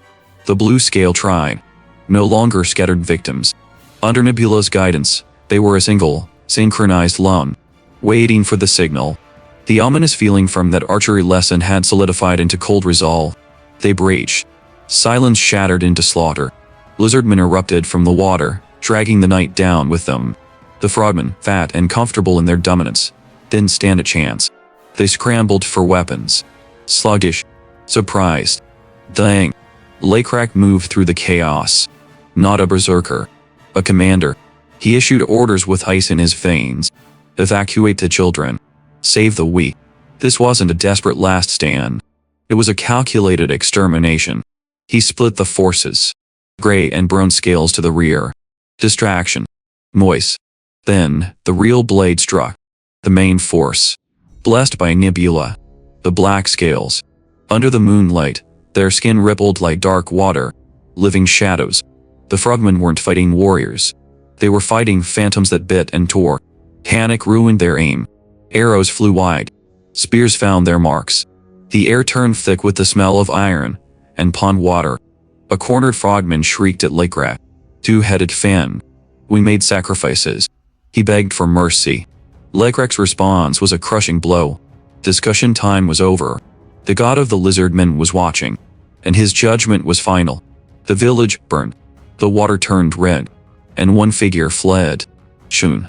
The teacher. The warrior who had bragged about his skill. Running not like a predator, but like a frightened animal. He screamed for his kin. Only shadows answered. His numbers meant nothing. His poison meant nothing. He scrambled into a dark cave, ragged breath echoing against the stone. He prayed to remain unseen. But Lakrak wasn't just a warrior anymore. He was a hunter, and he had the scent. Lakrak found him cowering against the wall. The hierarchy had flipped. The arrogant mentor now trembled before the student. Shonen tried to smile. A grotesque, fearful twitch. Honor, he stammered. Varanja. We aren't enemies, right? Lakrak played the part. He stroked his chin. Vain thought. Agreed, he said calmly. Just a misunderstanding with the gods. A lie. A cruel shimmer of hope. Shunan, desperate to buy his life, offered the one thing he had left. The secret of the bow. He thought knowledge could purchase survival. The string, Lakrak asked. What material withstands such tension? Shunan hesitated. The truth was a death sentence. But silence was immediate execution. Tendons, he whispered. From what race? Lakrak press. Lizardman. The weapon Lakrak had admired was strong with the remains of his own people. The realization did bring a scream. It brought a cold, fine-light silence. Shun collapsed, waiting for the end. He knew what he had confessed to. But the blow never came. Lakrak looked down. Eyes void of pity. I have no grudge, he lied. I've already won. It was a baffling mercy. Shunan didn't question it. He scrambled up and ran. Out of the cave. Into the orange glow of the burning village. Running toward a freedom that didn't exist. Lakrak watched him go. He stepped out of the cave. Firelight danced on the curve of his bow. His movements were fluid. Practiced. He remembered the lesson well. Your target moves in actual combat. Killing a cowering enemy in a cave proved nothing. It didn't validate his growth. It didn't test his skill. He drew the string back. The tension hummed in his fingers. Far ahead, Shunan was a shrinking silhouette. Lakrak released. The arrow sang. A straight line of judgment connecting hunter and prey. It struck true. As the frogman fell, Lakrak lowered the weapon. He hadn't let Shunan go out of mercy. He needed a moving target. And he never missed. The arrow didn't just fly. It painted a line of force through the air. A clean, invisible stroke between master and meat. The impact was dull. Final. The frogman bound to the tree slumped forward. His life didn't end because of hatred. He died for data. Lakrak lowered the bow. His eyes were cold. He wasn't satisfied. Death was easy. Understanding the limits of their tools was the hard part. The prisoner had served his purpose. The forest was silent. Lakrak turned to his men. The new bows were better. The range finally matched their enemies. The gap was closing. But range wasn't enough. Lakrak knocked the string again. He didn't aim. He pulled. He drew it past the standard limit. He pitted the wood against the raw, prehistoric strength of a lizardman. Sniff. A sharp crack echoed through the clearing. The wood splintered. The weapon failed. Laycrack tossed the broken trash aside. It was a simple, brutal reality. The materials in this forest were weak. They had hit a ceiling. The lizardmen were too strong for the world around them. Frustration simmered in his chest. From above, Nebula watched. He knew what this meant. Stagnation is just a slower word for death. The seasons were turning. The air had a bite to it. Winter was coming. If they stayed here, the buffaloes would starve. If the prey starved, the predators died. Staying put was suicide. They had to move. Footsteps crushed the grass behind him. Heavy. Deliberate. It was Owen. He glanced at the corpse on the tree. He asked a simple question. Did the hunt continue? Laycrack's answer was brief. It wasn't a war anymore. It was a purge. The lizardmen hadn't just defended their borders. They had erased the threat. Every frogman in the area was dead. Even Shun, the one they had let escape before, was rotting in the wilderness. Mercy was a risk they stopped taking. But it was also efficient. The enemy's bodies provided the sinew for the bowstrings. Every arrow the tribe fired was powered by the remains of those who tried to kill them. As they discussed the logistics of genocide, the bushes rustled. A child stepped out. He was small, nervous. His heart beat visibly against his ribs. He was hiding something behind his back. Laycrack paused. The killer faded. The leader emerged. The child stepped forward and revealed his treasure. A small wooden carving. Rough, clumsy, but unmistakable. It was a beetle. It was the guardian. It was Nebula. The boy offered it to Laycrack, a tribute to the thing that saved them from the darkness. He explained that all the young ones were doing it, carving idols, creating them. Laycrack took the carving. It looked tiny in his scarred, lethal hand. He looked at Alwyn. This wasn't a toy. This was the seed of culture.